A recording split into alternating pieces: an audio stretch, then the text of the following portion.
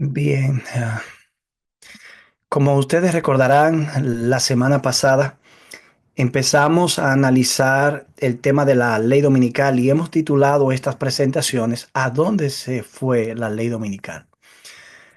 Le decía en aquel entonces que no íbamos a concentrarnos en el texto bíblico propiamente, sino que íbamos a hacer unas consideraciones generales. Y para refrescar la memoria, yo pretendo hacer un breve repaso de lo que estudiamos en el tema anterior para poder entonces como reconectar nuevamente con la argumentación que estuvimos delineando ese día. Y luego entonces concentrarnos en algunos tópicos de Apocalipsis 13 que creo son de utilidad para el propósito de este estudio. Como ustedes escucharon, el material está disponible para que ustedes puedan disponer de él, de la presentación. Recuerden que estas presentaciones solamente contienen argumentos básicos, como un esquema de lo que uno está tratando, que hay muchas informaciones que no están escritas aquí, porque de hecho el PowerPoint no tiene esa finalidad. Los libros son aquellos recursos donde uno coloca todo lo que cree, todo lo que piensa, para que el lector pueda leerlo. Pero en los PowerPoint solamente usted tiene una condensación, un resumen.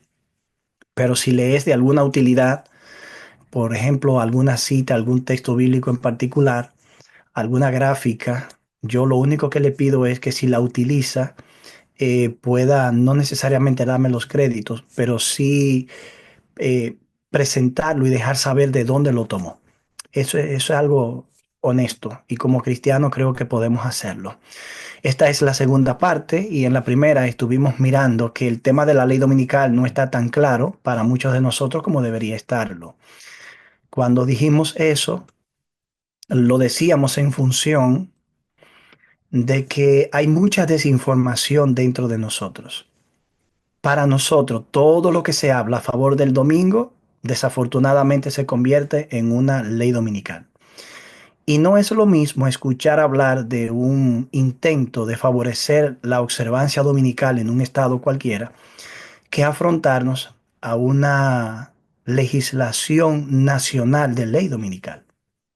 Estuvimos tratando que este tema de alguna manera ha sido muy abusado por muchos expositores. Y créanme que a mí nadie me tiene que convencer mucho de nada porque yo me bauticé en el año 90 en la iglesia adventista y yo desde el año 90 para acá lo más que he escuchado son muchos disparates dentro de nosotros respecto a la ley dominical. Y ando sin rodeos con esto porque yo he visto muchas personas perder su fe, perder sus propiedades, perder su comunión con la iglesia, la familia espiritual que le apoyaba, donde nacieron, donde crecieron. Conozco casos de familias completas aquí en Estados Unidos que se han ido dominicana a un campo sencillamente para perderlo todo y tener que volver para acá, hecho pedazos, a empezar de nuevo. He conocido casos de personas que han vendido su casa aquí y en lugar de darle una ofrenda a la iglesia local donde estuvieron toda la vida como dirigentes, oigan bien, fueron y se lo entregaron a yo no sé a quién en Dominicana y enriquecieron a una persona que los envolvió con un tema y luego entonces tuvieron que regresar para atrás a taxiar o hacer cualquier trabajito para sobrevivir. A mí no hay que convencerme de nada porque ya yo he visto de todo. Yo lo que quisiera es que la iglesia a la que uno le habla pueda de alguna manera entrar en ese nivel de conciencia también.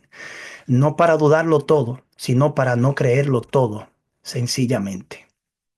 Eh, Cuando Biden era presidente, y este fue un caso reciente que tomamos, muchos creían que como él tenía una agenda pro clima, a favor del clima, el cambio climático, en contra del cambio climático o para favorecer ese tema del cambio climático, que coincidía con los intereses del Vaticano, muchos dijeron, bueno, Biden va a firmar la ley dominical.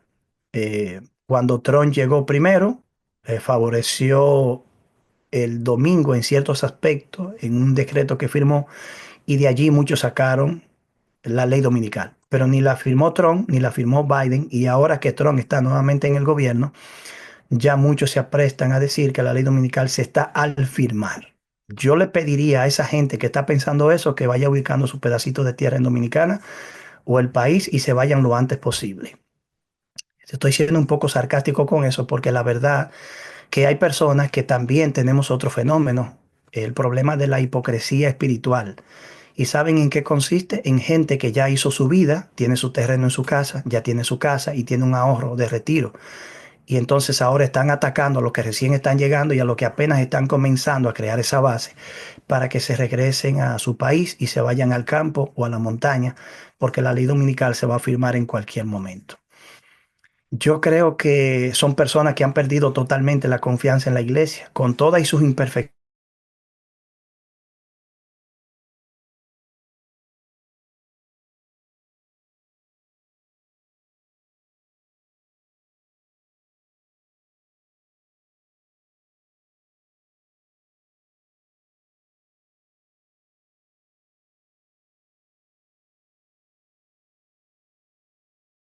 Supuesta ley dominical inmuta que ya se firmó, y yo he estado rastreando información en internet y no consigo una fuente de noticia normal, regular, que trate el tema, pero sí encuentro muchos canales de YouTube, muchos mensajes de TikTok y muchos asuntos de Facebook que hablan de una ley dominical. Bien, eh, yo ahí no voy a entrar a discutir eso, pero yo le dije a usted en el primer tema que no hay en el Congreso, en los pasillos del Congreso ahora mismo, un debate sobre una posible legislación de ley dominical. Si alguien no quiere creerlo, no se siente cómodo con eso, tiene el derecho de disentir. Pero yo quisiera que ustedes aprendieran a escuchar y a evaluar y a juzgar las cosas. De manera que ante estas realidades que nosotros enfrentamos, uno se pregunta hacia dónde vamos. Cuando Jean Paulin en el año 2021 hizo una propuesta planteando cuatro posibles escenarios, eso causó una tremenda discusión y bifurca dentro de nosotros, un pleito entre nosotros, lo que quiero decir. Y realmente él no niega una crisis antiley y antisábado en el tiempo del fin y tampoco en la profecía de Apocalipsis. Lo único que él dijo fue que quizás, como la perspectiva tradicional no se ha cumplido, el evento pueda cumplirse de alguna otra manera, siendo efectivamente una ley antisábado, una ley antiley de Dios. Pero muchos lo tomaron como un abandono total de la doctrina. Yo comenté en ese momento que yo no estaba de acuerdo con todas las conclusiones de Paulín, pero el hecho de que no esté de acuerdo no quiere decir que yo tengo la razón y él no la tiene. Yo lo que creo es que él pasó por alto algunas cosas que hoy vamos a presentar brevemente, por lo que yo creo que la perspectiva tradicional sigue siendo preferible a las diferentes opciones. La primera era que el domingo pudiera ser sustituido por otro. Esa es la perspectiva tradicional, una legislación de un día que anula otro día, impone un día de reposo espurio, sin fundamento en la palabra de Dios. La idea segunda que él planteó era que ningún día fuera sábado. Así que el sábado simplemente, como fue abolido por Jesús en la cruz, siguiendo los argumentos del mundo evangélico, podemos adorar en cualquier día que elijamos. Otra perspectiva sería que todos los días son sábado. De manera que si negamos que ningún día sea sábado o afirmamos que todos lo sean, le quitamos al sábado su singularidad. De manera que lo que Paulín está planteando no podemos ignorarlo así a la ligera porque realmente plantea escenarios verosímiles, posibles. De manera que también podría ser que se obligue a trabajar o que se prohíba trabajar o rendir culto en sábado. Y todo eso afectaría. Sin embargo, yo insisto, creo que después de haber estudiado algunas cosas, la perspectiva tradicional es la que mejor hace referencia a este asunto. Yo le comenté que escribí un libro llamado A propósito de las leyes dominicales en la profecía bíblica, que da respuesta a muchos de los argumentos de Paulín y trata de presentar una perspectiva bíblica y también algunas tendencias actuales que muestran que realmente nos estamos moviendo rumbo al gran evento.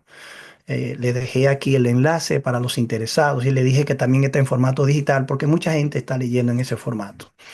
Pauni reconoce explícitamente una crisis anti-ley. El primer mandamiento, ustedes recuerdan, El dragón y la bestia pretenden ser adorados como Dios, choca con el primer mandamiento. La bestia erige una imagen para que sea adorada, ahí contribuye a chocar de frente con el segundo mandamiento. La bestia está llena de nombres de blasfemia, lo que entra en conflicto con el tercer mandamiento. Y leímos que la marca de la bestia es un desafío abierto al día de reposo bíblico, que choca directamente con el cuarto mandamiento. Estos argumentos, Paulín lo presenta, tienen profundo contenido bíblico, solo que la conclusión que generó la controversia fue esta. Lo que no está claro en el texto, según él, es la forma exacta en que adoptará esa falsificación. Y hasta cierto sentido, yo no tengo inconveniente en aceptar eso, porque a veces nosotros pensamos que las cosas se van a cumplir como las entendemos, pero de pronto puede que tomen otra forma en un intento de Satanás de engañarnos o atraparnos. Y negar eso sería como jugar a las escondidas con la evidencia. La misma sierva de Dios, Elena de White, en el libro El conflicto de los siglos ha dicho que a veces uno asume una idea respecto al conflicto final, pero que no, ni la imaginación más fecunda es capaz de precisar los detalles de la última crisis. Así que quizás nosotros que nos creemos tan seguros en alguna cosa, posiblemente cometamos errores en el futuro por asumir cosas que finalmente tomaron otra forma. Lo que sí necesitamos es estar en paz con Dios para que sea cual sea la forma que los eventos finales tomen, el Espíritu de Dios pueda guiarnos por el sendero de la verdad. El mismo conflicto de los siglos ha dicho que solo los que hayan perseverado en un estudio constante y diligente de la palabra de Dios podrán sobrepasar el último gran conflicto. Y ahí está la clave. No es en que tú entiendas todos los detalles o sepa con exactitud cómo será, sino que tú estés claro con la palabra, fundamentado en la verdad, que no importa la forma que el error traerá de allá para acá, tú cuando el error llegue podrás rebatirlo. De manera que no importa el rumbo que Satanás tome, si tú estás cimentado en la verdad, tú podrás identificar el error.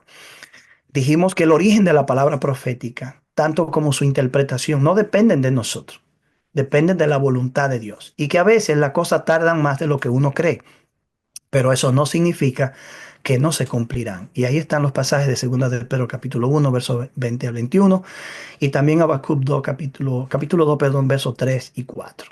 El hecho de que una ley dominical no esté bajo discusión ahora mismo en el Congreso de Estados Unidos, aunque se haya aprobado en cualquier estado local de la nación, asumiendo los intereses propios de esa localidad, no significa que los católicos y los evangélicos hayan perdido su interés en el domingo como día de reposo y que ocupe un lugar importante que le permita a las personas asistir a la iglesia, dedicarse a la adoración y dedicarse a la familia, que son los argumentos más nobles que ellos pueden presentar a favor de eso. Pero esas son sus creencias y nosotros creemos que la Biblia apunta en otra dirección. Señalamos también, y aquí estoy llegando a esta parte, creo que todo esto es importante porque conectará con lo que vamos a estudiar ahora. Eh, Dije que Clifford Goldstein, este erudito adventista de origen judío, que ha escrito bastante sobre el tema de la ley dominical y la muralla de separación de la iglesia y el Estado en este país, dijo en una ocasión que él cree un escenario posible, que es lo que va a poder unir a todas las religiones. Cuando ustedes ven la noticia hoy, lo que menos parece que Estados Unidos puede hacer hoy es proclamar una ley que China la obedezca y que Rusia la obedezca.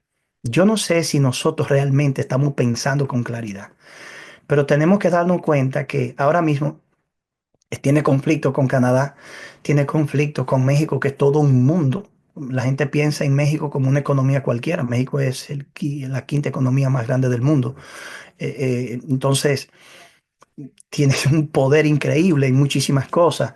Y no son países que están dispuestos a creerle gratuitamente a Estados Unidos todo lo que diga.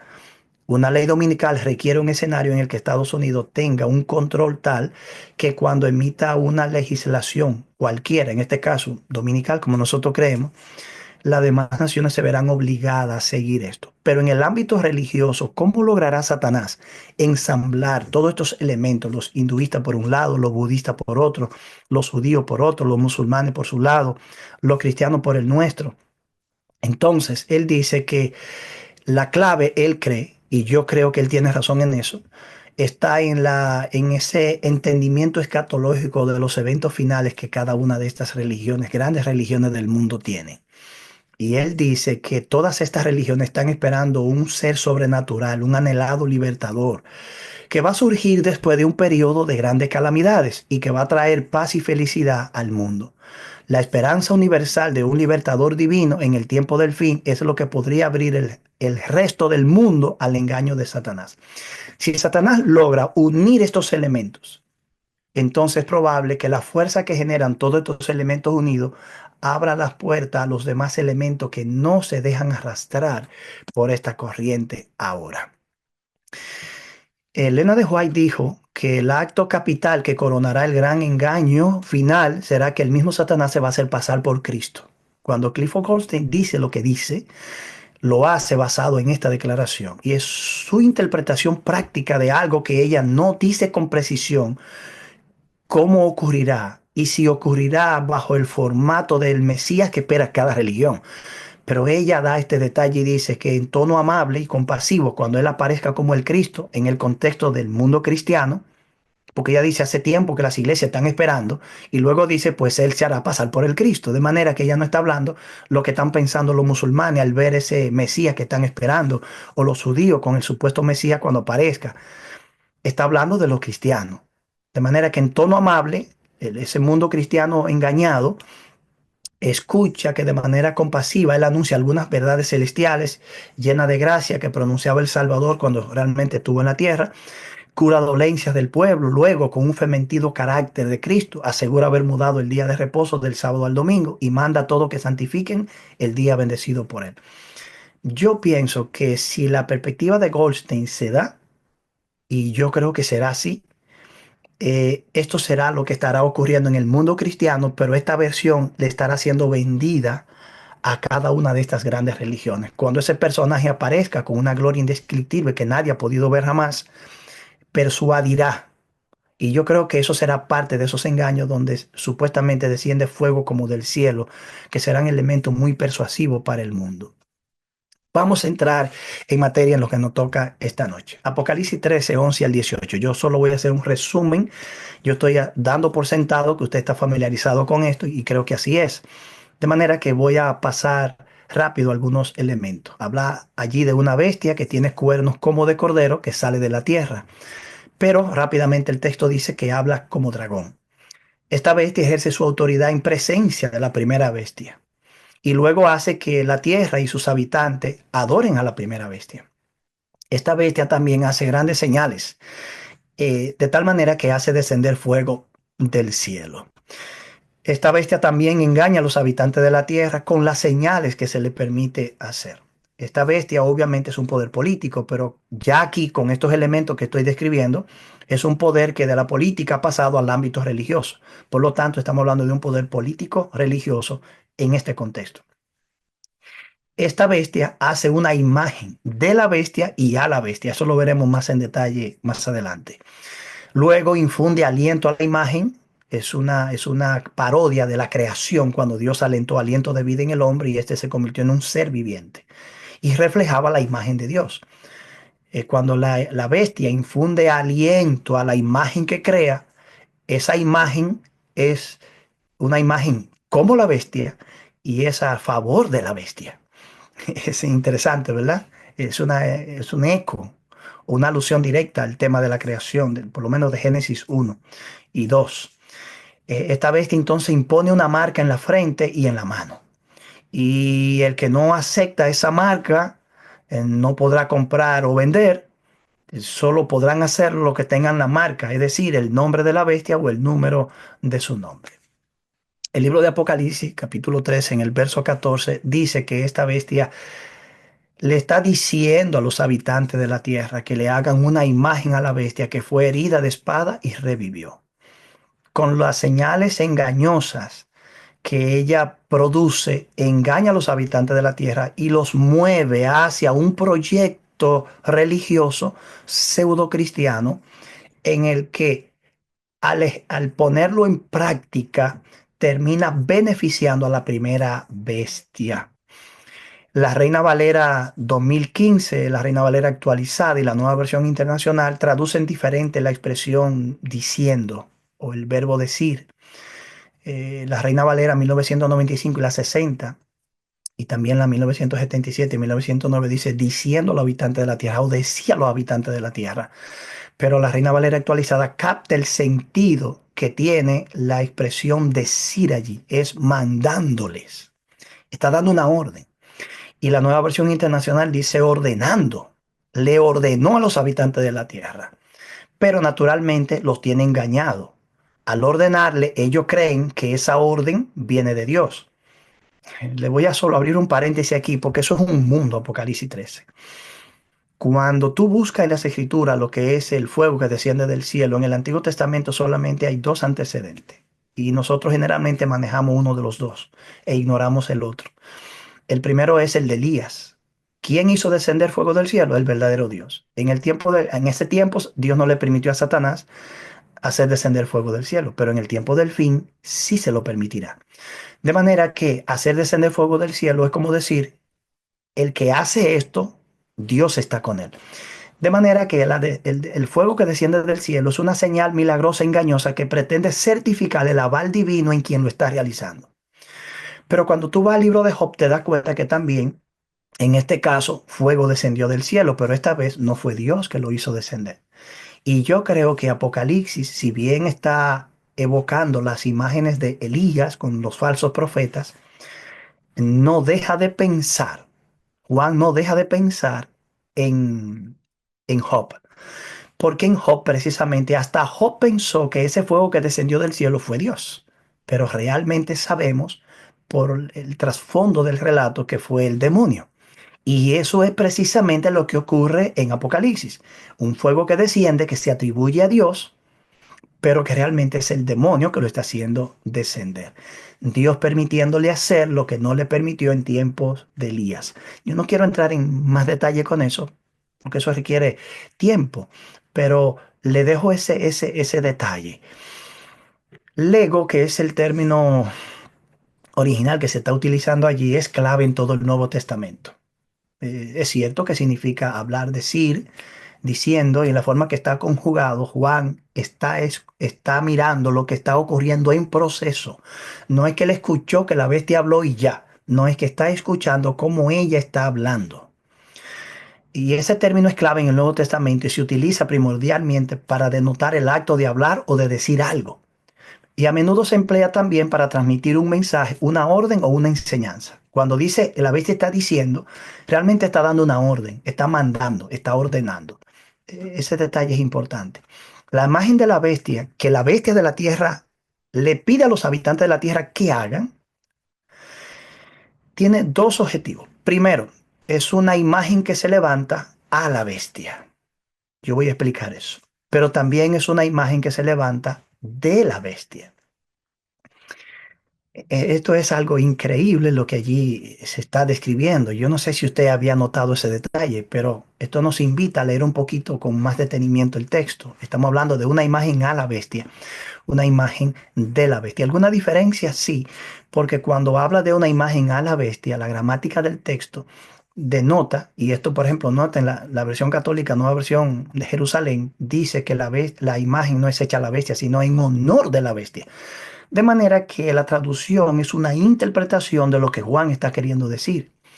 Literalmente esa expresión a la bestia es ante o en presencia de la bestia. Lo que viene a significar que es por su autoridad que se está realizando, por la autoridad de la bestia. La imagen está al servicio de la bestia, al servicio de la bestia, y la Nueva Biblia de Jerusalén sigue esa línea, capta muy bien el sentido del texto, mejor que la Reina Valera de hecho, pero es una imagen que está al servicio de la bestia para lograr su propósito. ¿Y cuál es? Que también sea una imagen de la bestia. ¿Y qué significa que es una imagen de la bestia? Que como la bestia actúa como ella, así como Adán reflejaba la imagen de Dios y actuaba como Dios antes de pecar, esta imagen que la bestia ha creado, ha hecho surgir y le ha infundido aliento, es una imagen que está bajo la autoridad de ella, al servicio de ella, y luego está imitando el carácter de la bestia, por eso se torna intolerante, a matar, manda a matar. Cuando hablamos de la imagen de la bestia, estamos hablando de esa extraña forma de evangelicalismo o de protestantismo que va a existir en el tiempo del fin, cuando ya domina el poder político. Y entonces, habiéndolo hecho, se conforma una nueva entidad político-religiosa que, como la primera bestia, como el papado, está al servicio de algo que ella enseña, cree, que da origen, que es ese falso día de reposo. Y luego también es una imagen que refleja su carácter, porque como ella se tornará intolerante contra lo que no acepten su proyecto político religioso. Veamos un poquito más este tema de la bestia y su marca.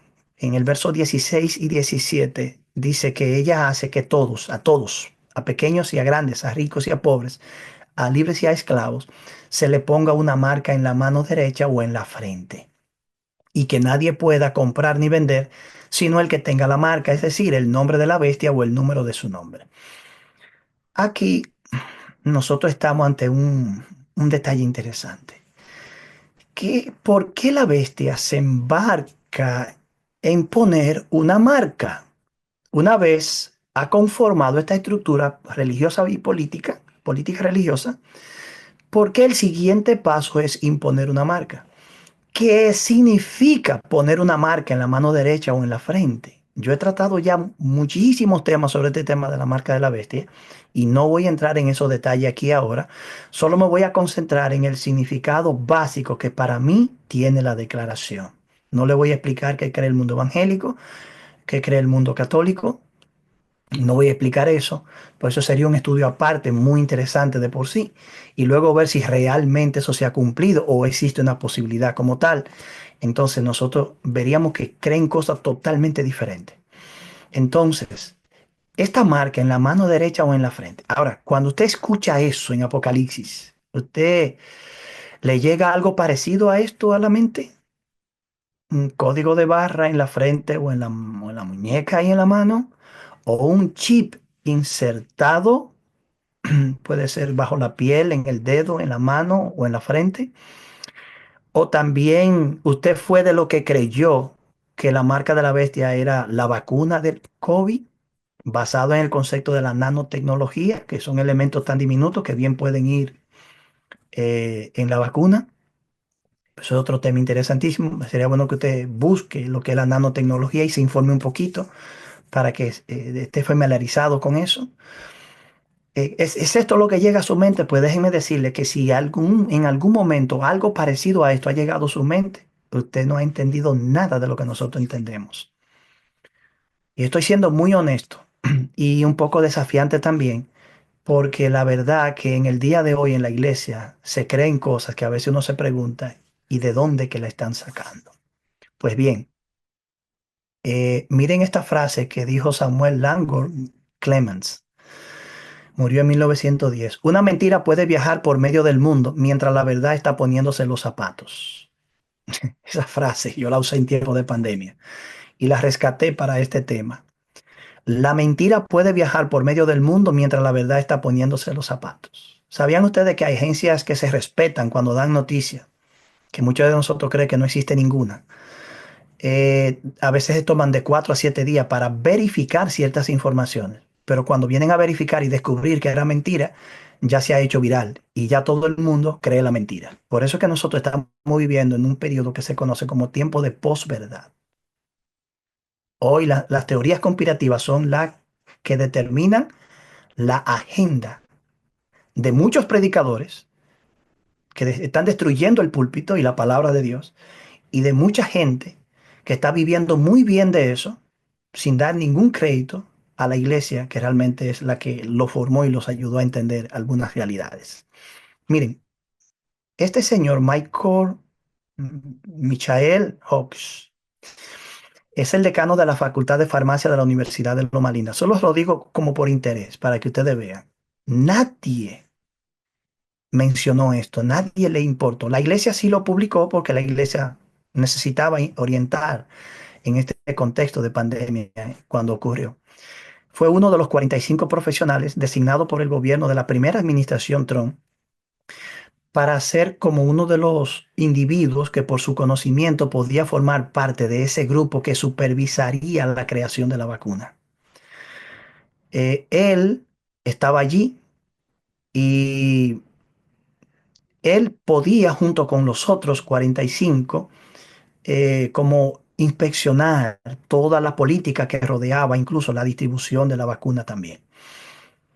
Mucha gente no sabía que si había algo raro, nosotros seríamos incluso de los primeros que nos enteraríamos.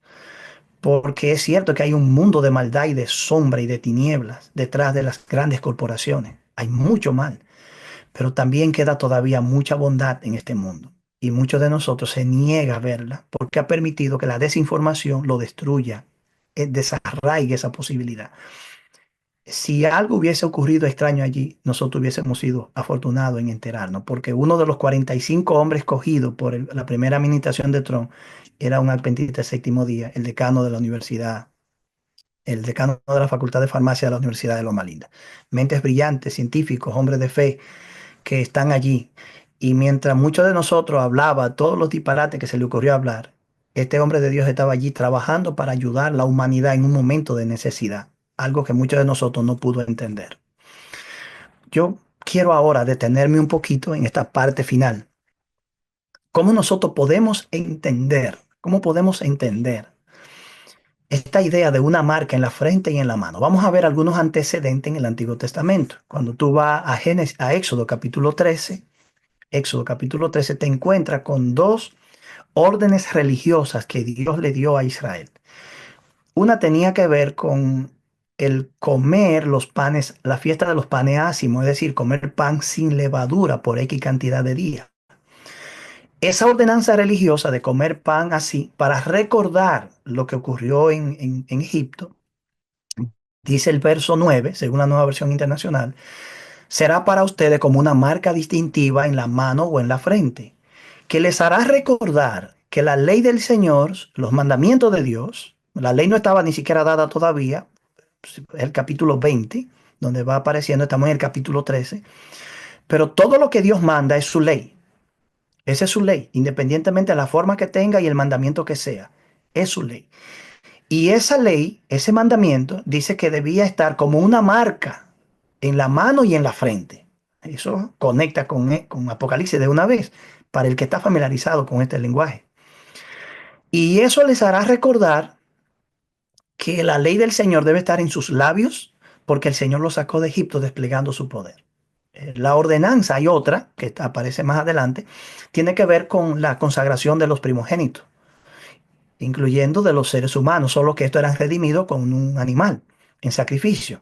Pero todo lo que nacía primero, siendo varón o siendo macho, si era del mundo animal, entonces era consagrado a Dios.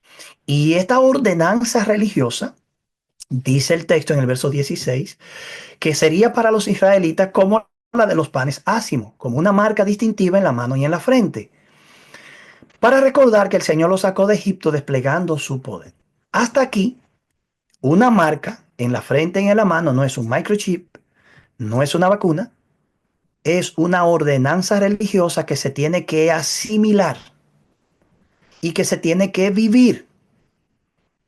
Si está en la frente es porque debe ser razonada e interiorizada.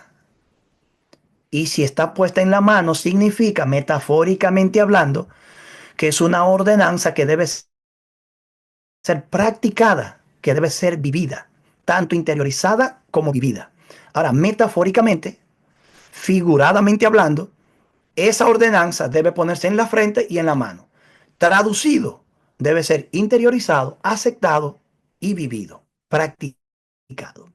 Entonces, en Deuteronomio, después de la repetición de los 10 mandamientos en el capítulo 5 y otros preceptos como, oye Israel, Jehová vuestro Dios, uno solo es, el Señor le dijo a los israelitas, según Deuteronomio 6, versos 4 al 8, yo tengo 3 puntos suspensivos porque tengo solamente 2 partes del texto que es lo que me interesa en este momento. Estos son los mandamientos, oigan bien, preceptos y normas que el Señor tu Dios te mandó, ¿Qué va a hacer Israel con esos mandamientos, preceptos y normas que el Señor le mandó?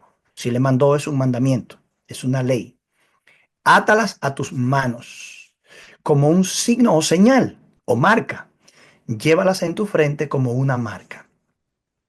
Y luego, cuando tú sigues leyendo esos versículos, encuentra que allí decía, y estos mandamientos estarán en tu corazón, se lo enseñarás a tus hijos y se los repetirá. ¿Por qué? Porque Dios quería que también los descendientes de esos israelitas que estaban recibiendo estos mandamientos en Sinaí, en el desierto, en el trayecto hacia la tierra prometida, tuvieran un conocimiento de Dios, del Dios que los sacó de Israel, tan profundo, tan interiorizado, y pudieran practicar su fe y su religión como los padres lo hicieron. Y por eso Moisés le dice, átatela. El hecho que pasó con el tiempo es que los judíos tomaron esto de manera literal, no lo entendieron como algo alegórico o como algo metafórico o figurado, y de ahí sacaron la costumbre de escribir pequeñitas porciones de la ley en pedacitos de cuero y luego lo colgaron. Ahí surge la idea de los tefilines. Entonces, eso los asimilaron de manera literal. Pero al mismo tiempo, eso que hacen ilustra su apego a la ley. A la ley. Nosotros no hacemos nada de eso, lo que tratamos es de tomar el espíritu de la ley. No necesitamos colgarnos nada para estar conectados con algo. Vamos al texto bíblico y con eso es suficiente. Pero noten ahora en el capítulo 11, verso 18, después que se le han dado múltiples instrucciones a los israelitas, y esta es la última vez donde aparece la expresión de atar algo en la frente y en la mano. Grábense estas palabras. Noten la frase ahora, como la metáfora empieza haciendo primero una declaración explícita. Grábense estas palabras en el corazón y la mente. Átenlas en sus manos como un signo y llévenlas en su frente como una marca, como una marca.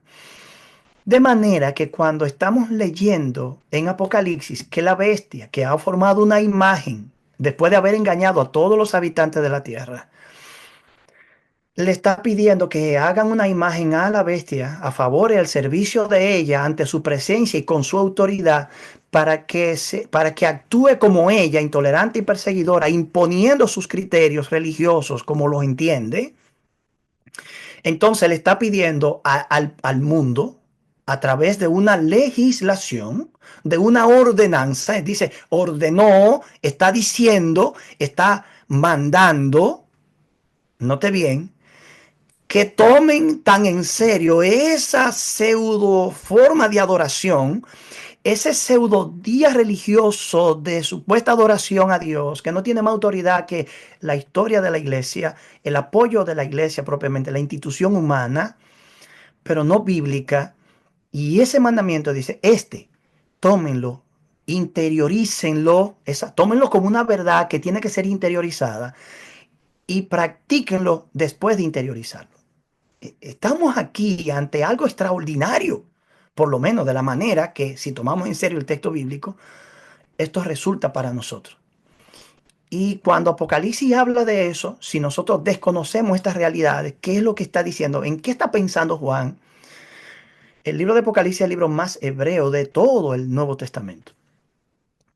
Es increíble eso. Juan está escribiendo en griego, pero Juan está pensando en hebreo. Y Juan es hebreo y está expresando pensamientos de hebreo, ideas hebreas, en un idioma que no es hebreo. Pero permanece la esencia cuando va conectando con otras realidades del Antiguo Testamento.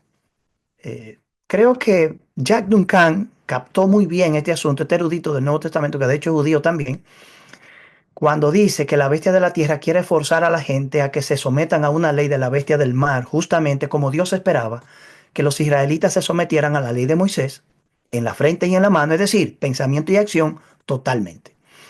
De manera que cuando la bestia hace descender fuego del cielo, engaña a los habitantes de la tierra, forma una imagen, le infunde aliento, está actuando como Dios, está tomando la posición de Dios.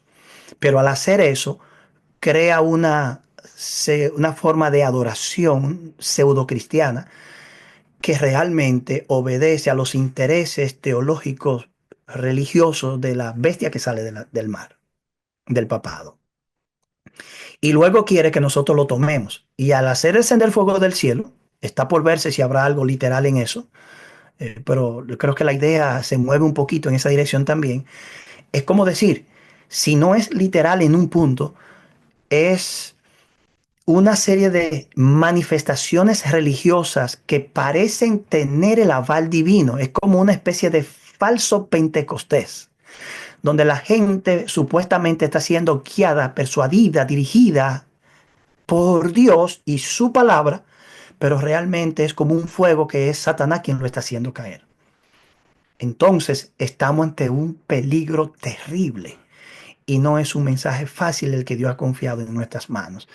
La imagen de la bestia, esto es una crisis probatoria, yo he llegado a esa conclusión y esto está en Maranata, el Señor viene, página 162, dice que la imagen de la bestia, a la bestia y de la bestia, para seguir la imagen bíblica, será formada antes de que termine el tiempo de gracia. ¿Por qué? ¿Por qué antes y no después? Ah, porque va a constituir la gran prueba por la que el pueblo de Dios tendrá que pasar para decidir su destino eterno. Y aquí yo llego a una parte importante, y esta es mi parte final. Según Apocalipsis 16:15, un texto que está anclado en el contexto de la sexta plaga, óigame bien, cuando ya no hay gracia, cuando ya los impíos están recibiendo la ira divina sin mezcla de misericordia, y en un momento en que, por contraste, el pueblo de Dios está pasando por la angustia de Jacob, pero está sellado, es decir, está siendo protegido por Dios de estos juicios, pero está sometido a la angustia de Jacob, porque eso tiene un objetivo. El pueblo todavía, después del sellamiento y antes de Cristo venir, no está listo para el encuentro con Dios. Independientemente de todo lo que significa el sellamiento. Por eso la angustia de Jacob tienen que pasar por ella. Pero antes del sellamiento, Dios permite que el pueblo pase por esta crisis. Son dos crisis. La primera, previo al cierre de la gracia, cuando el sellamiento va a quedar completado en los siervos de Dios. Y luego esta crisis prepara a uno para el sellamiento y esta crisis y el sellamiento nos prepara para la angustia de Jacob. Y solo cuando la angustia de Jacob haya concluido, Cristo podrá encontrarse cara a cara con su pueblo. En el contexto de la sexta plaga, y yo le voy a decir por qué Dios puso eso allí, el Señor hace un llamado final a su pueblo. He aquí yo vengo como ladrón. Bienaventurado el que vela y guarda su vestido para que no ande desnudo y vean su vergüenza. ¿No les recuerda eso a la Odisea? Bien, pues es el llamado final al arrepentimiento que Dios le hace a la iglesia de la Odisea. Esa iglesia tibia, apática, mundana, indiferente, como hoy es la iglesia adventista. Antes pensábamos que los liberales solo estaban en Estados Unidos, en los países, en ciertos lugares. Ya no, ya esto se universalizó. Lo que queda del adventismo de pie ya no es tanto como antes. Yo no estoy diciendo que la iglesia fracasará y caerá, no, pero parecerá que cae según el espíritu de profecía. Y luego dice, es una prueba terrible, pero tiene que ocurrir. Y hemos llegado a un punto en el que lo que queda de pie ya no es tanto, no es mucho. Y si Dios no interviene pronto, esto se va a poner bien feo. De manera que Dios permitirá esta crisis para quebrar en nosotros nuestro orgullo espiritual, nuestra apatía, nuestra indiferencia y prepararnos para poder recibir a todas esas perlas que Dios tiene en otros grupos religiosos que aman a Dios profundamente y que están sirviendo a Dios conforme a la luz que tienen.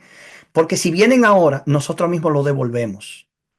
Nosotros mismos nos encargamos de devolverlo porque no están las condiciones dadas en términos de sanidad espiritual para que ellos puedan, dejando todo lo que tienen, que le permite hacer todo lo que están haciendo por Dios, para venir a morirse dentro de nosotros. No, mi querido hermano.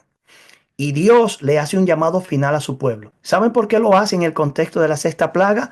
Para que tú entiendas esto, que si tú no te arrepientes, que si tú no cambias, que si tú no te encuentras con Dios, tú también estarás dentro de lo que estarán recibiendo las plagas en el día de la ira de Dios. Y esa es la razón por la que está allí. En conclusión, el proyecto político religioso de la bestia de la tierra produce una crisis al pueblo de Dios. Al hacer una imagen de la bestia y a la bestia, le infunde aliento para que logre la razón de su existencia. ¿Cuál es? Generar un sistema pseudo religioso que presta servicio a la bestia, al tiempo que actúa con el mismo espíritu intolerante de la bestia, imponiendo una falsa observancia religiosa que nosotros creemos que es el domingo como día de reposo y que, siguiendo la visión tradicional, sustituye al día de Dios y se torna como algo paralelo y antagónico en términos de autoridad a la autoridad divina de ese mandamiento. Al ordenar a las personas que se pongan una marca en la frente o en la mano, está imitando las acciones del profeta Moisés, por medio de quien Dios le pidió a los israelitas que se sometieran a la ley divina en pensamiento y en acción de manera absoluta, innegociable.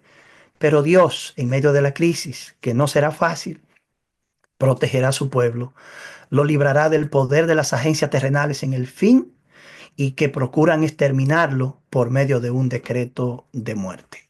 Ahí le dejo un abrazo a la distancia y mis informaciones. Los interesados en suscribirse a mi canal para escuchar algunas ponencias o estudios que hacemos, al entrar en YouTube deben escribir Teológico 7 y ahí podrán hacer contacto con mi canal. Que Dios le bendiga. Vamos a responder algunas preguntas antes de tener la oración final.